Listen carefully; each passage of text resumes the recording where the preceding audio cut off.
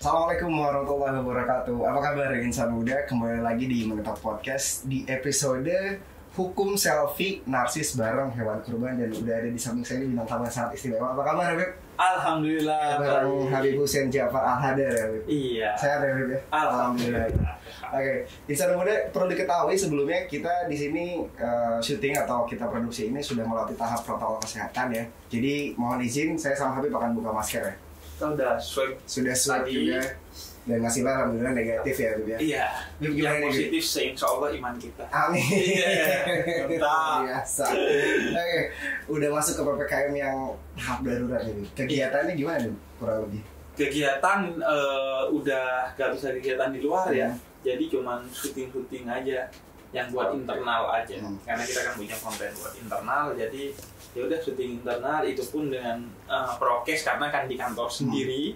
Semua udah prokes, jadi aman. Ya udah, akhirnya sekarang sibuk produksi untuk konten sendiri aja.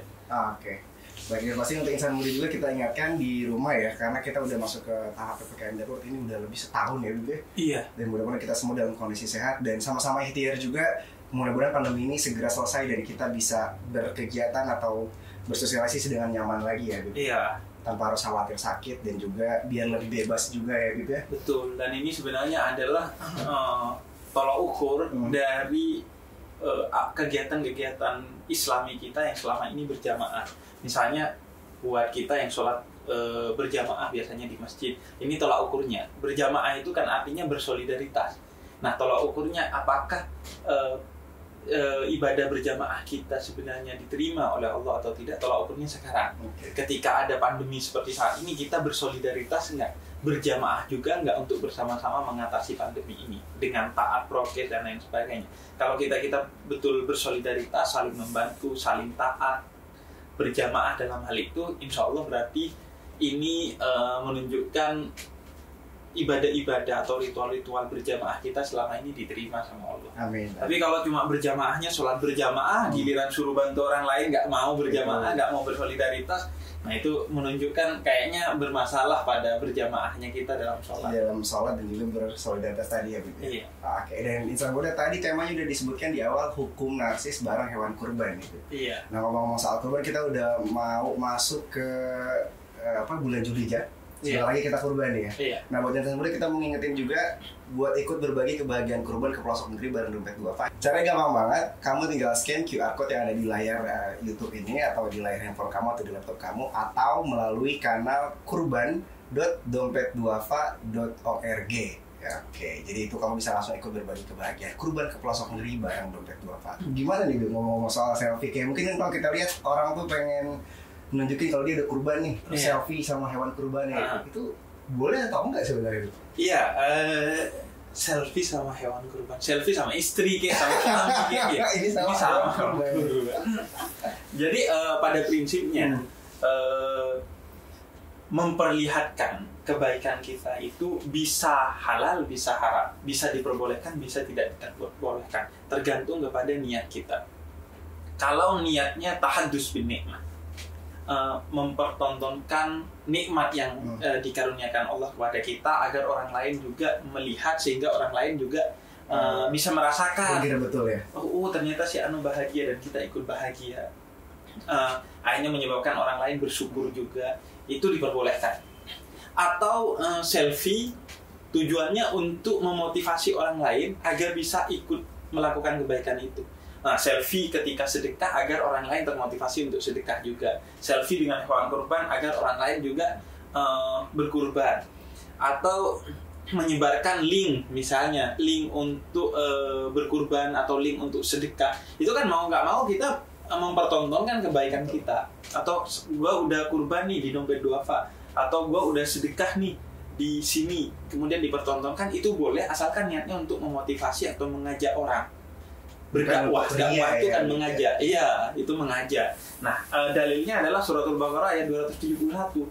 Kata Allah, kalau kamu mempertontonkan kebaikanmu itu baik. Tapi kalau kamu sekiranya nggak bisa menahan hati untuk riya, maka kata Allah lebih baik kamu tidak mempertontonkan kebaikanmu. Nah, itulah yang dilarang. Jadi memperlihatkan kebaikan dengan niat untuk riya. Dengan niat untuk sombong, dengan niat untuk hal-hal yang negatif. Nah itu yang dilarang, misalnya selfie. Alhamdulillah, memang bilangnya alhamdulillah kurban sapi nih. Kalian yang kurban kambing cemen gitu. Pokoknya kalau niatnya itu kembali kepada diri kita. Nah karena itu kita yang melihat ini jangan judge orang dengan hal yang negatif. Misalnya, wah lu riak lu karena lu foto di Instagram lu dan memperlihatkan kalau lu kurban.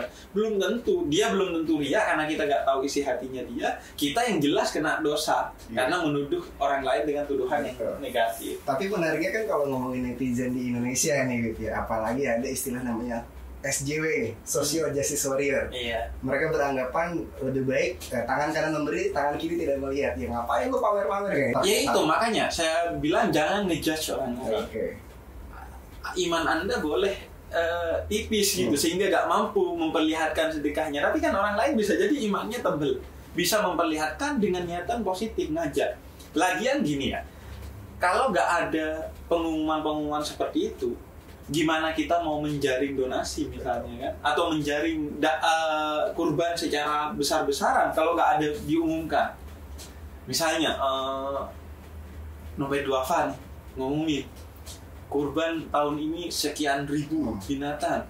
Nah itu kan tujuannya positif sebagai laporan kepada para donatur. Itu boleh. Justru kalau nggak melaporkan justru aneh, jadi pertanyaan, jadi masalah bisa-bisa ujung-ujungnya. Jadi asalkan memang orangnya punya iman yang kokoh, itu gak apa-apa memperlihatkan. Bahkan memperlihatkan itu bisa jadi tambahan sedekah. Jadi begini, orang selfie 7 hari sebelum kurban, ini hewan kurban yang akan saya sembelih atas nama saya. Itu kurban, kita sudah menunaikan kewajiban kurban. Tapi dengan selfie kemudian diupload di Instagram atau media sosial kita, dan kemudian ada orang lain akhirnya ikut berkurban karena termotivasi oleh kita dapat pahala sedekah. Jadi udah dapat pahala kurban plus dapat pahala sedekah. Jadi double ya pahalanya itu. Jadi double hanya karena nge-share itu, nge-share informasi. Nah karena itu juga nge-share-nya sebenarnya sih harus hal-hal yang positif gitu, bukan hal-hal yang nyombongin diri karena iya. Dan hanya saya berkurban kambing, nanti di akhirat saya naik kambing ke surganya. Anda naik apa?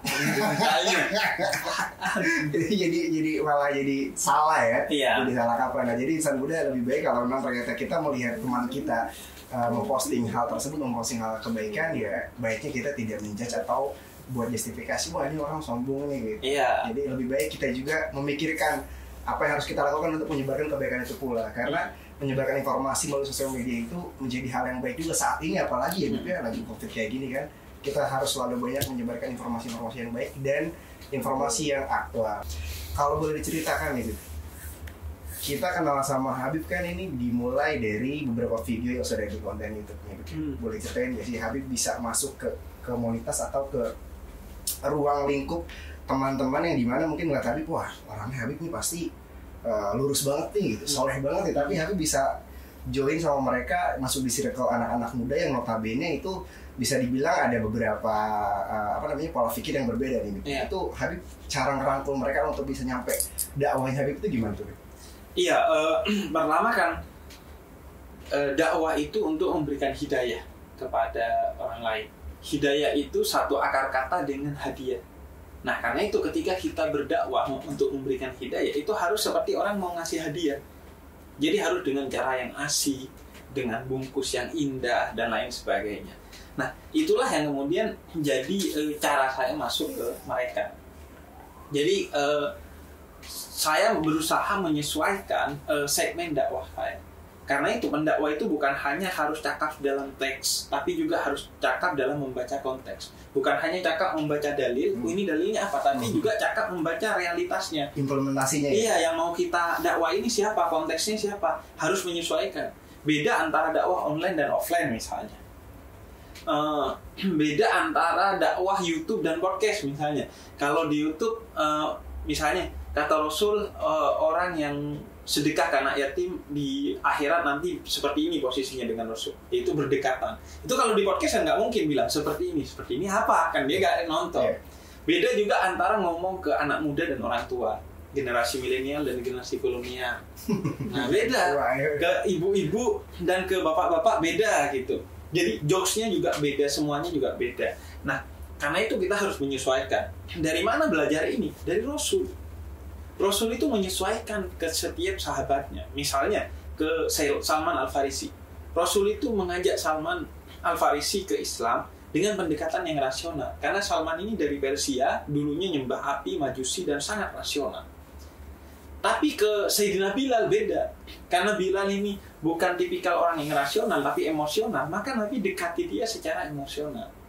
Bahkan Nabi menyebut semua umatnya itu sebagai sahabat. Jadi pernah suatu hari seorang Badui masuk masjidnya Nabi, terus nanya, ini nabinya yang mana? Kok gak kelihatan? Gak menonjol Nabi, karena kayak teman tongkrongan gitu, sama gitu pakaiannya, semuanya, tempat duduknya sama, dan lain sebagainya. Nah saya mengikuti itu. Jadi masuk ke mereka sesuai dengan konteks mereka. Kita nih kan yang ngaku lebih dewasa nih, kita dewasa dalam hal keimanan, mungkin ketakwaan. Tentu maksudnya bukan pasti ya, tapi paling tidak kita merasa sudah lebih baik dari mereka. Nah, karena kita merasa lebih dewasa, harusnya kita yang beradaptasi dan menyesuaikan dengan mereka. Selama hal-hal itu bukan maksiat. Kecuali, katanya, biar enak ngobrol sama orang mabuk, kita harus mabuk juga. Nah, itu baru masalah. Tapi selama tidak maksiat, maka kita lakukan apa saja demi suksesnya dakwah kita. Sebagaimana Nabi yang dijelaskan dalam Al-Quran, laqad ja'akum rasulun min anfusikum azizun 'alaihi ma anittum harisun 'alaikum bil mu'minina raufur rahim. Nabi itu melakukan apa saja demi suksesnya dakwah Islam. Wah, mau diolok-olok Nabi oke aja, dilempar batu di Taif oke aja. Pokoknya apapun dilakukan, yang penting Islam bisa tersampaikan dengan baik. Tapi yang menariknya ada kesulitan nggak sih dalam artian ya, kalau kita lihat ya, mohon maaf kalau boleh saya bilang bahwasannya ada beberapa segelintir individu atau segelintir orang yang melakukan dakwahnya itu pokoknya straight gitu. Ini musik haram gitu kan, nongkrong sama ini haram gitu. Nah itu Habib dapat gak kesulitan pertama kali masuk ke circle tersebut ya, pada akhirnya ada juga justifikasi atau judgement seperti itu gitu. Itu mengatasinya gimana? Iya, kesulitan itu pasti ada. Kesulitannya adalah penolakan, denial, mereka menutup diri pasti. Karena kenapa? Karena menganggap kita bukan bagian dari mereka, sehingga mereka menutup diri. Nah, karena itu kemudian kita berupaya meyakinkan mereka dari segi apapun, bahkan dari segi pakaian. Ini kan karena di dompet duafa aja saya pakaiannya sangat islami. Kalau nggak di dompet duafa, saya lebih kacau pakaiannya, lebih santai lah. Jadi pakai pakaian yang seperti mereka. Bahasanya juga bahasa mereka. Bahasannya, temanya juga tema-tema mereka, agar mereka merasa nyaman dengan kita. Sebenarnya semua orang itu jago buat beginian. Buktinya ketika mereka lagi deketin cewek, lagi modusin cewek, joget pinter tuh. Giliran dakwah sok gak tahu caranya. Padahal ketika modusin cewek tahu dia caranya. Sebenarnya sama. Kita ya udah menyesuaikan dengan mereka. Kemudian tantangannya dua. Pertama, sama mereka masih dicurigai nih sama mereka. Bahkan saya pernah udah masuk dengan beberapa teman, kemudian temennya yang lain itu di luar, ketika kita bikin konten di dalam, temannya yang lain di luar ngomongin saya. Gibah gitu. Iya, ngapain lu bawa Habib ke sini? Nanti ribet urusannya. Gini. Pokoknya dia begitu. Entah dia ngelarang-larang kita begini begitu gitu. Nah, jadi kuncinya akhirnya kemudian kerendahan hati kita. Walaupun dibegitukan, kita tetap rendah hati karena kita ngerasa kita mau menebarkan kebaikan di sini. Kita ngerasa kita yang lebih dewasa dari mereka. Jadi kita yang harus mengelola hati lebih rendah. Kemudian juga di sisi sana juga tantangan ini dirasakan oleh saya. Di sini ngapain lu ngumpul sama mereka? Mereka gak jelas. Berarti lu bagian dari mereka. Berarti lu kacau juga gini. Itu di sana juga menganggap, yang di sana menganggap saya sudah rusak, yang di sini menganggap saya agennya orang-orang baik. Ini nggak dapat tempat. Nah, karena itu dalam menanggapi semua itu, saya kuncinya adalah rendah hati kepada mereka yang menganggap ngapain kumpul sama mereka. Udah saya jelasin, mereka memang orang yang salah, tapi mereka tidak jahat, kata saya. Saya sering bilang begitu. Saya kumpul dengan mereka salah. Mungkin dalam hal sholat mereka bolong-bolong atau telat. Dalam hal yang maksiat mereka tetap lakukan. tapi mereka gak jahat, mereka baik orangnya gitu. Karena itu sebenarnya ada celah. Nah, kecakapan kita mencari celah. Apa sih celah yang bisa kita masukin untuk mereka? Oh, mereka baik nih. Yaudah kita masuknya dari mereka baiknya itu. Yuk bikin yuk ini. Kita perbesar celah kebaikan yang ada itu, tinggal diukir lagi makin besar gitu. Jadi polanya adaptif ya, Adaptif. Kuncinya sih kerendahan hati kalau menurut saya. Kalau tinggi hati repot sih udah. Dan feel-nya itu kerasa kalau orang udah tinggi hati. Datang ya kayak tadi kan, datang haram. Yang sering ditemukan seperti ini. Iya. Gitu. Jadi menyesuaikan lah. Karena kalau boleh kita, saya punya beberapa teman yang memang bisa berseberangan pada akhirnya. Dulu satu tongkrongan, ketika mereka menimba ilmu, pada akhirnya pulang nongkrong itu buang-buang waktu. Mubazir, main musik haram gitu. Mungkin itu yang pada akhirnya tidak bisa diterima sama kita milenial ini dengan pola-pola yang tadi yang mungkin tidak mampu melihat celah atau tidak mampu untuk mengadaptasi hal-hal tersebut gitu. Iya. Sebenarnya kan kalau musik itu belum tentu haram, belum tentu halal. Musik itu perbedaan pendapat di antara ulama. Ada yang menghalalkan, ada yang mengharamkan. Yang pasti haram itu musyrik. Ya, nah mungkin teman Anda itu salah ngucapin, mau bilang musyrik jadi musik gitu. Yang jelas haram itu musyrik, bukan musik. Karena buat kita WhatsAppan aja sama dia tuh udah jadi kayak hal yang aneh aja gitu. Iya, tapi kuncinya tetap menurut saya kuncinya adalah kerendahan hati. Kita mau dijudge apapun sama orang lain, tetap aja rendah hati, tetap aja care kepada orang lain. Karena kita percaya bahwa pada dasarnya fitrah manusia itu adalah penuh cinta. Dia diciptakan oleh Allah dari ruhnya Allah yang penuh cinta, Ar-Rahman dan Ar-Rahim, Maha Pengasih, Maha Penyayang. Karena itu kita tetap rendah hati aja, karena suatu hari pasti kita dapat tuh aspek cintanya dia, fitrah terdasarnya dia keluar tuh. Nah, itu dari sana kita bisa ngubah dia. Itu membutuhkan waktu berapa lama untuk bisa klik gitu sama teman-teman? Sebenarnya nggak ada batasan waktu yang bisa ditentukan ya, karena random sih, tergantung. Tapi rata-rata saya tuh nge-YouTube mungkin ketiga keempat kalinya udah asik sih mereka, karena di awal sudah mendapatkan kesan yang positif. Jadi biasanya ketiga dan keempat sudah oke sih. Bahkan ada satu cerita, jadi ada satu orang yang itu sekarang jadi teman saya. Dia itu pertama datang ke rumah itu langsung kata pertama yang disebutin bukan assalamualaikum. Apa itu? Kata jorok. Jorok jadi, gitu ya? Jorok iya, gitu. jorok. Biar gak usah jorok gitu. Pokoknya kata jorok. Saya tetap aja santai. Tetap aja santai, kemudian ngajak ngobrol sama dia, udah selesai. Pas pulang udah akhirnya deket kita. Setelah 1 tahun dia baru cerita. Kata dia, Bib, lu tahu nggak dulu? Gue sengaja pertama masuk rumah lu itu pakai kata-kata yang jorok. Mau ngelihat lu denial nggak? Lu marah nggak? Kalau lu denial, lu marah, gue udah akan pergi dari lu. Tapi karena lu waktu itu dengan rendah hati tetap santai, akhirnya gue mau duduk sama lu dan akhirnya kita jadi teman gitu. Berhubungan baik sampai sekarang ya. Iya. Dan juga gak usah nafsu untuk ngubah orang lain gitu. Ada orang yang ego. Wah, pengen ngubah orang lain. Wah, udah 3 bulan lu nongkrong sama gue gak berubah-berubah. Anak setan lu emang. Gitu kan? Atau sabar itu ada batasnya? Gak ada. Batasnya sabar itu ya tidak sabar. Nah, karena itu dalam berdakwah ya harus kemudian terus kita berupaya. Jangan ego juga, pertama jangan ego untuk mereka harus jadi baik. Karena yang memberi hidayah itu Allah, bukan kita. Jadi wa ma'al rasul illal bala. Tugas kita sebagaimana tugas para rasul hanya menyampaikan kebaikan, bukan memastikan orang menjadi baik. Kemudian yang kedua, juga jangan ego dengan hilangnya kesabaran. Kan nggak sabar orang.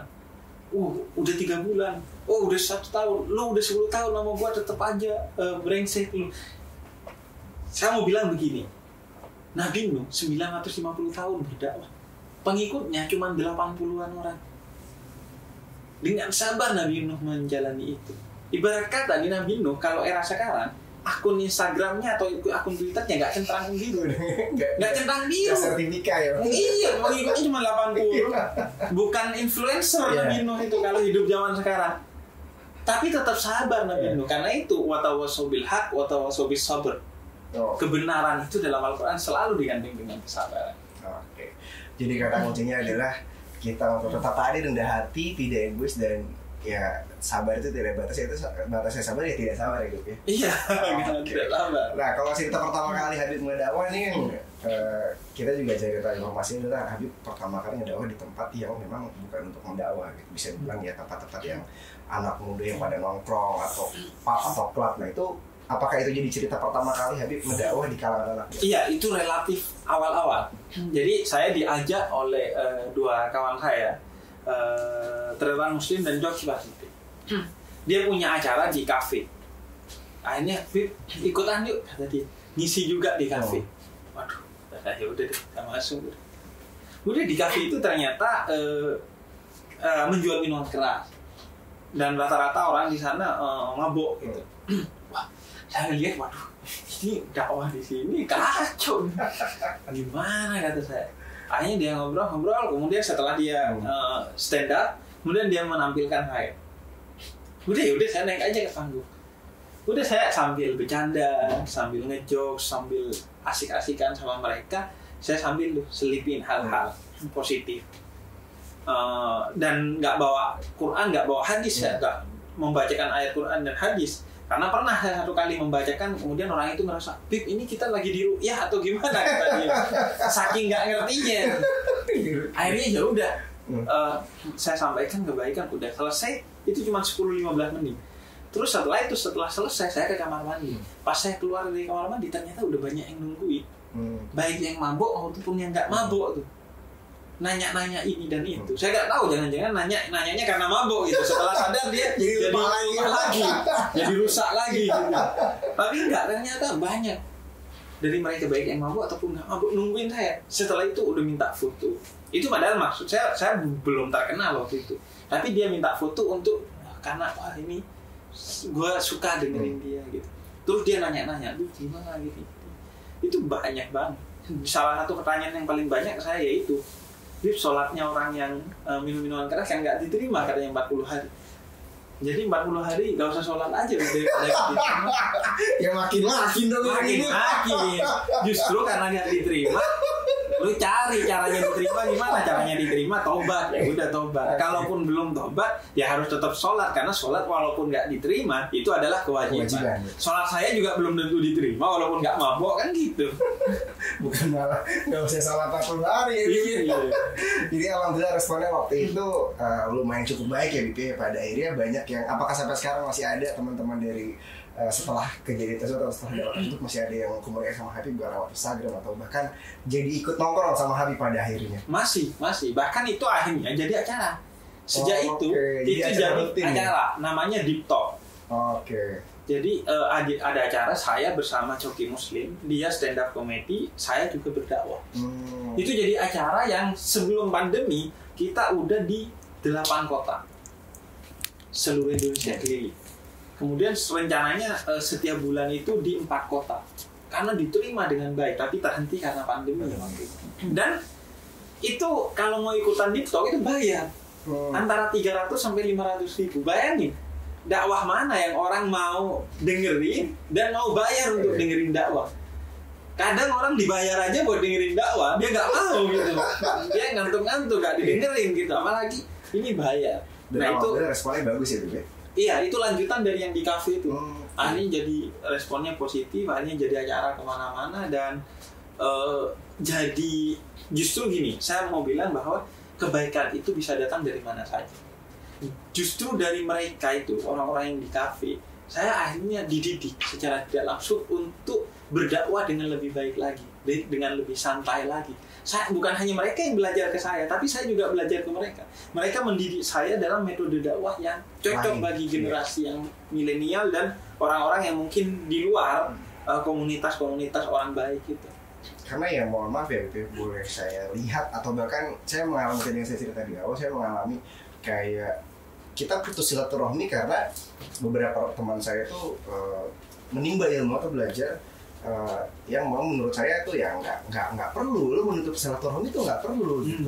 Tapi jangan memaksakan juga apa yang dilakukan sama lo sekarang diterapkan ke kita. Dia tadi Habib bilang kerendahan hati yang mungkin agak sulit ditemukan atau bahkan mereka dapati ketika mereka ego yang tadi ya gitu. Tapi so far berarti Habib selain di Tok itu apakah punya kelas masing-masing nggak sih, atau di rumah suka bikin acara ngumpul gitu sama teman-teman? Dulu ya, sebelum pandemi ada bulanan, ada namanya ngobrolin Islam kita. Itu basicnya dari awal sudah tanya jawab. Jadi nggak ada materi. Karena kadang materi itu bukan sesuatu yang dibutuhkan oleh orang. Karena itu basicnya langsung tanya jawab. Lo butuh apa dari gua? Lo pengen nanya apa? Jadi langsung keresahan dia itu apa diceritakan. Nah itu jadi acara yang sangat dalam karena mereka cerita tentang konflik mereka dengan orang tua, bagaimana cara mengatasinya, konflik mereka dengan pasangan, suami istri, kemudian mereka yang terjebak dalam dosa yang udah puluhan tahun dan dosanya udah ngeri banget, mereka curhat di sana. Akhirnya jadi banyak hal positif. Selain juga di online ya tentunya, baik di Instagram, di YouTube, udah kita menebar kebaikan di sana. Ya pada akhirnya Habib Jafar ini dikenal sama anak-anak muda adalah bisa dibilang nih Habib yang santai lah. Iya. Tapi ngomong soal nongkrong sama Coki, sama Tretan itu belajar jokes juga nggak sih? Kalau lagi dakwah, apakah emang sudah dari sononya Habib udah bisa ngejok sambil dakwah?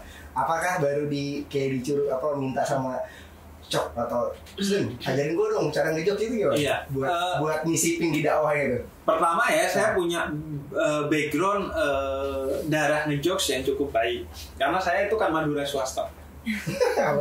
Madura swasta itu orang Madura yang nggak tinggal di Pulau Madura. Oke. Tapi bahasa dan budayanya Madura. Nah orang Madura itu lucu-lucu. Ngejokesnya itu selalu lucu. Nah saya punya lah bakat itu karena backgroundnya Madura. Kemudian kepada mereka belajar tapi tidak secara langsung gitu. Dari ngobrol-ngobrol itu akhirnya dapat gitu jokesnya. Sekaligus dari penilaian mereka kepada jokes saya. Jadi kalau jokes saya wadididau gitu, kalau nggak lucu, sampah gitu. Jokes Habib, ini Jobib kata dia. Jokes Habib. Jadi Jobib itu tolak ukurnya kalau nilai 5 sampai 10, 5 aja udah bagus. Jobib jadi kali. Iya. Oke, itu udah buat kamu yang masih nonton. Ini kita lagi ngobrol sama Habib Jafar, dan buat kamu yang masih nonton ada QR di layar kamu, itu kamu bisa scan untuk ikut berbagi kebaikan kurban bersama Dompet Duafa atau melalui kanal kurban.dompetduafa.org. Kalau cerita yang paling berkesan nih, karena pernah ada cerita juga Habib lagi sakit nih bulan Ramadan. Terus itu rencananya karena lagi sakit nggak kuat masuk ke warteg. Itu kayak katanya dikira mau ngegerebek warteg tuh ya. Betul. Itu gimana tuh ceritanya tuh? Iya, itu lagi sakit dan nggak puasa karena udah nggak memungkinkan untuk puasa. Terus mau makan siang. Kan karena kita kos sendiri juga nggak ada makanan, akhirnya kita keluar. Nah, kebiasaan saya kalau di rumah aja atau tidur itu pakai sarung. Karena santri itu biasanya kalau tidur pakai sarung paling enak. Nah, ketika mau keluar, pakaian kotor semua karena saya sakit, akhirnya ambil pakaian yang biasa digantung di belakang pintu. Jadi kebiasaan nyantri dulu, pakaian baju takwa gitu, baju sholat itu ditaruh di belakang pintu. Tiap mau sholat pakai itu. Hanya pakai itulah baju takwa, sarung, muka begini. Tapi nggak pakai peci ya? Nggak pakai peci, jalan ke warteg. Kemudian entah kenapa, kebiasaan kan masuk kemana-mana tuh assalamualaikum. Nah ini assalamualaikum karena kan ditutup wartegnya kan, ditirai. Puasa kan yang buka bawahnya doang. Iya, kelihatan kaki-kakinya gitu. Nah akhirnya karena harus buka tirai sama masuk assalamualaikum. Wah langsung mereka kira mau digerebek. Kata saya, tenang. Saya juga mau gak puasa kata dia. Makin heran dia. Jadi udah akhirnya gak puasa bareng sama mereka. Nah dari sana saya tuh akhirnya mengedukasi orang untuk jangan ngegerebek warung ketika bulan puasa. Karena banyak dari saudara-saudara kita, baik muslim maupun non-muslim, yang butuh itu, yang wajib gak puasa mereka. Entah karena non-muslim, entah karena haid, entah karena hamil, nifas, sakit, atau dalam perjalanan, atau masih anak-anak, atau orang yang sudah tua. Kan itu mereka orang yang nggak berpuasa dan butuh akses, apalagi di ibu kota atau di kota-kota besar, terhadap warung-warung karena biasanya nggak masak, apalagi kalau udah sakit, nggak puasa, jomblo, nggak ada yang ngurusin ya. Nggak ada yang ngurusin. Yang pada daerah itu tapi kepikiran jangan ya gerebek warung ketika bulan Ramadan. Iya. tahun ini kan ketika digerebek ada yang masuk sampai got tuh Bib. Ya beritanya tuh. Yang sampai wartegnya tuh ada di atas got, jadi misalnya ada gerebek. Tapi warteg gitu. Oke. Nah, kalau untuk ngomongin itu kan pengalaman ketika di cerita tersebut ya. Tapi kalau ketika mendakwah Habib di kayak tadi jalan di kota di Ditwak itu ada nggak kayak misalkan lagi ngobrol atau bahkan lagi cerita sama teman-teman ada penolakan itu juga dari lingkungan atau bahkan mereka pada akhirnya menjadikan oh iya ya, oh bener ya gitu, atau bahkan pernah punya pengalaman penolakan ketika lagi di show-nya Habib bareng sama Tretan waktu itu? Penolakan sih nggak pernah sih, nggak pernah. Lumayan lah kehabiban saya masih berguna. Oh ini sama Habib gitu. Itu banyak loh orang-orang yang dulunya itu nggak nonton dakwah, akhirnya nonton dakwah karena awalnya nonton saya sama Coki Muslim. Awalnya mau nonton Coki Muslim doang. Pas nyampe saya di cepet-cepetin gitu di YouTube. Akhirnya tapi kebawa mereka nonton dakwah juga. Atau dulunya nggak boleh nonton stand up comedy, tapi karena stand up komedinya ditemenin Habib, wah boleh kata ibunya. Nah, jadi bercandaannya mereka kalau lagi gak ada ibunya nontonnya stand up comedy, part-part yang Coki Muslim, pas ada ibunya di back ke pas saya gitu, seolah-olah nonton ceramah gitu. Tapi dari sana akhirnya kemudian kita bisa masuk ke mereka. Jadi kalau penolakan sih gak ada, baik dari kelompok yang pendakwah yang umumnya ataupun kelompok yang bengal-bengal ini sama-sama diterima ya, karena yang secara umum kelompok yang pendakwah itu ngerasa saya tahu bahwa saya sedang masuk ke komunitas yang mereka gak mungkin masuk dan gak bisa masuk, sedangkan mereka juga tahu bahwa saya ini orangnya santai. Mereka yang komunitas stand up comedy atau komunitas umumnya itu di kafe, mereka ngerasa oh ini beda sih, orangnya asik gitu. Akhirnya ya udah diterima. Paling oknum-oknumnya aja ya, mungkin sebagian ada yang nggak suka gitu ya, tapi kalau banyak yang suka ketimbang yang nggak suka ya itu kita kalau suka semua saya di atas Nabi dong. Nabi aja ada yang suka, ada yang nggak suka. Iya. Jadi pada akhirnya sudah kurang lebih berapa tahun berarti di proses dakwah bareng konsep dengan konsep menariknya itu atau dalam artian dengan konsep gini itu 3 tahun mungkin. 3 tahun. Terhitung sejak masuk di YouTube. Tapi sebenarnya gaya dakwah saya yang seperti ini itu sudah usianya 7 tahun mungkin. Dulu itu di kampung saya punya panggung dakwah itu dimix dengan musik. Oh, oke. Jadi ada band, jadi band kampung dulu, band anak SMA. Saya kelas 1 SMA itu di SMA negeri, kemudian pindah ke pesantren. Nah, ternyata teman-teman ini punya band. Akhirnya saya tanyain mau nggak ikut bikin panggung sama gue yang bikin panggungnya deh. Akhirnya mereka mau, tapi lagunya lagu-lagu religi. Udah mereka lagu religi dua nomor 2 lagu, kemudian saya ngasih 10 menit terus gitu. Itu udah 7 tahun yang lalu. Itu juga diterima luas karena memang ya nyampur kan, ada yang mau dengerin ceramahnya, ada yang mau dengerin musiknya. Akhirnya yang dengerin ceramahnya jadi suka musiknya, jadi gak ngeharam-haramin musik. Yang suka musik akhirnya dengerin ceramahnya, akhirnya jadi suka juga sama dakwah. Akhirnya banyak tuh. Nah dari sana memang kemudian gaya dakwah itu yang dipertahankan dan baru menemukan panggung lagi di YouTube itu. Oke. Yang pada akhirnya sejauh kurang lebih nih Habib Jafar udah banyak sekali penontonnya dan sudah sepakat, dalam arti sepakat tuh udah oh bener berarti dengan pola yang tadi aku sampaikan tidak tinggi tidak ego dan tidak ada keinginan untuk merubah orang lain ya. Karena Habib menyampaikan sesuatu yaitu melalui dakwahnya yang luar biasa. Saya pertama kali lihat tadi di beberapa tahun lalu ngeliat kontennya, saya bilang wah ini yang bisa diterima oleh kami. Dalam artian kalau golongan-golongan kita anak-anak muda ini kan gitu. Yang tadi ada pertanyaan, Bib kalau minum alkohol kan nggak diterima sholatnya 40 hari, apa kita nggak usah sholat aja kan gitu. Pertanyaan di lingkungan kita kan seperti itu. Iya, yang lebih parah itu Bib, kurban kalau nggak bisa kurban sapi dan kambing atau unta, bolehkah kurban pakai royco? Karena udah jadi kemasan. Karena kurban kemasan udah lazim ya, udah basic. Bener lagi royco. Anda udah nggak terhitung kurban. Luar biasa nih jokesnya ini. Akhir royco nih. Tapi kalau di depan itu apa ya? Itu beneran sapi sama kambing nih, Bib. Iya. Ini insan udah tinggal langsung scan QR code-nya aja untuk ikut kebaikan kurban, berbagi kurban ke pelosok negeri bareng Dompet Duafa dengan scan QR code atau melalui kanal kurban.dompetduafa.org. Nah, ngomong soal kurban nih, Bib. Ada rencana mau kurban nggak tahun ini, Bib? Tahun ini insya Allah kurban lagi.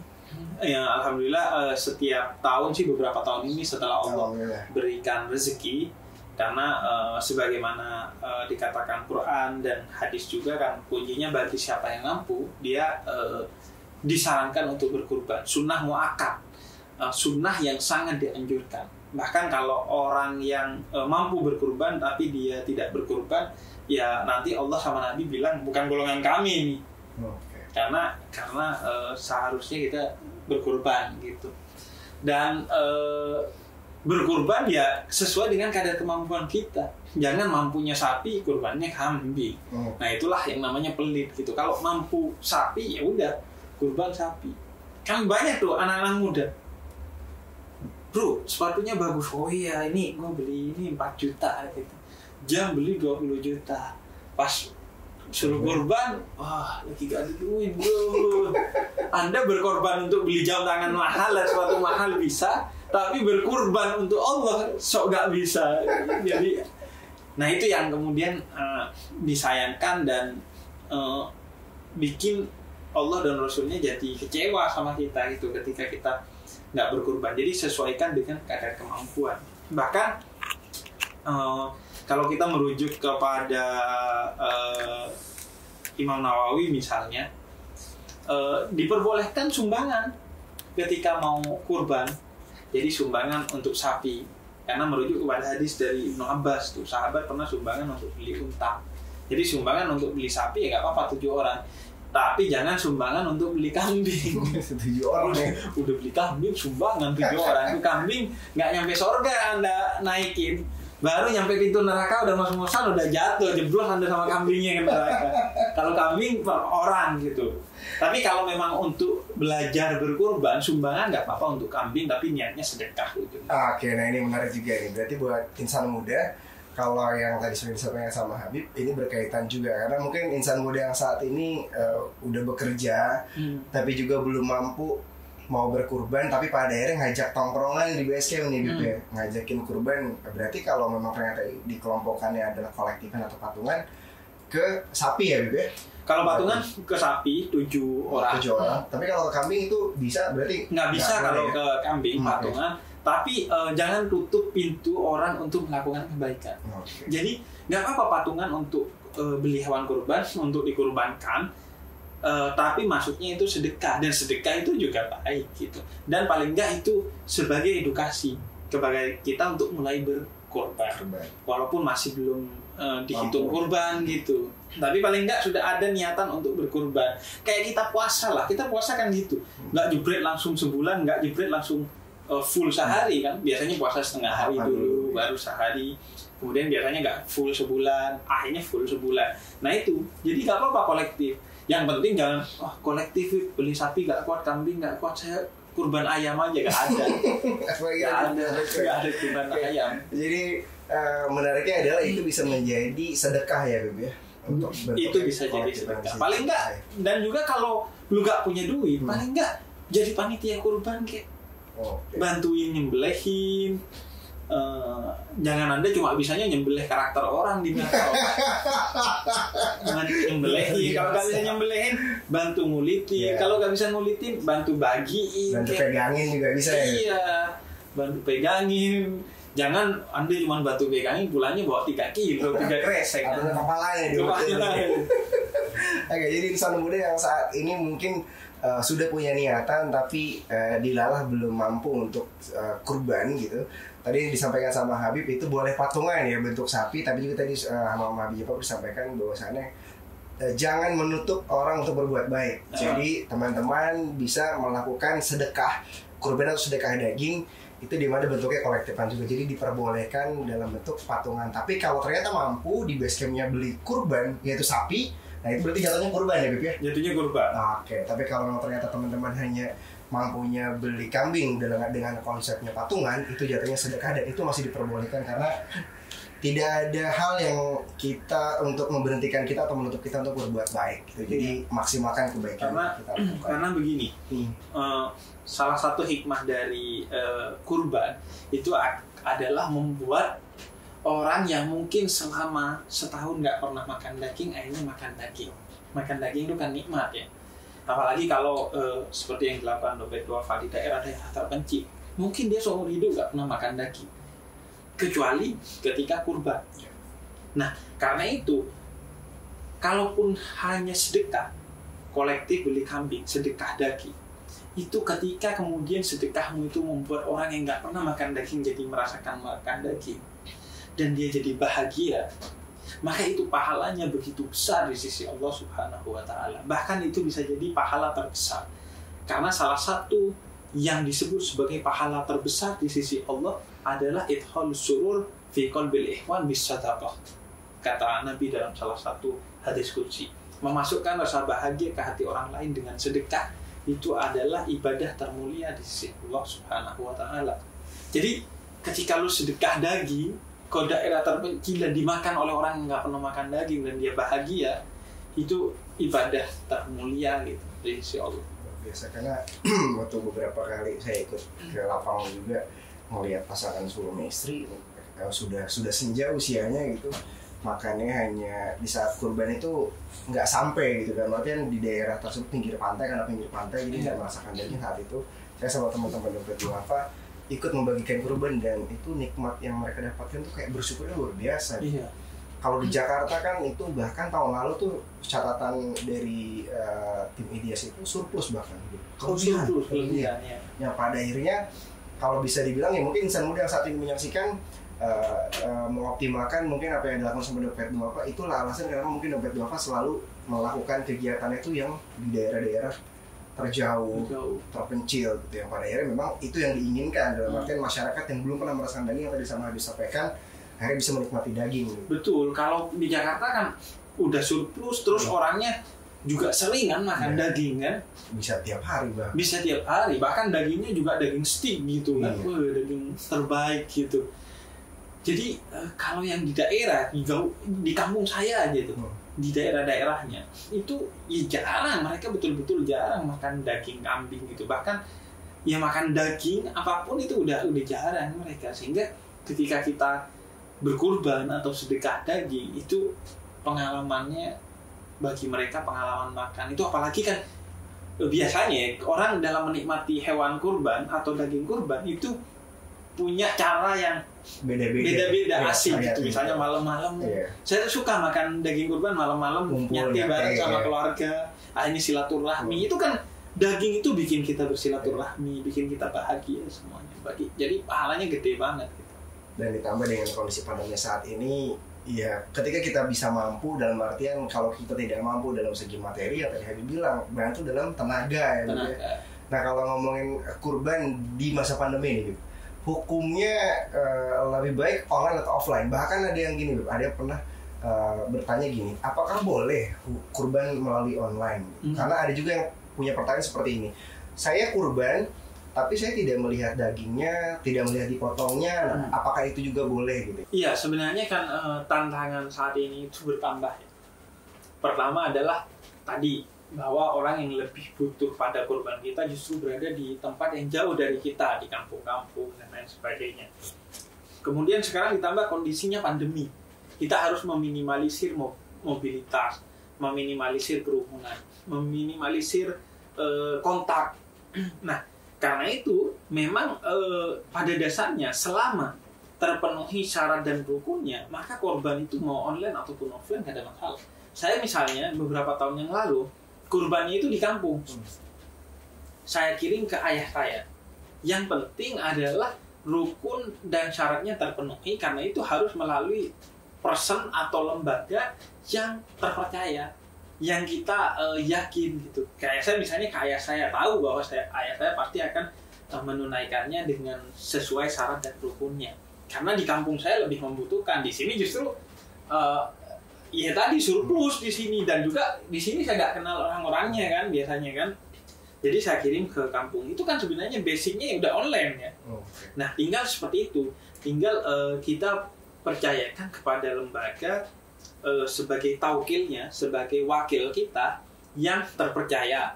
Terpercaya itu artinya juga mengetahui syarat dan rukun secara baik, sehingga ijab kabulnya atau akadnya itu dengan serah terima itu sudah dihitung sebagai ijab kabulnya atau akadnya. Kemudian dia akan membagikan kepada orang yang memang tepat.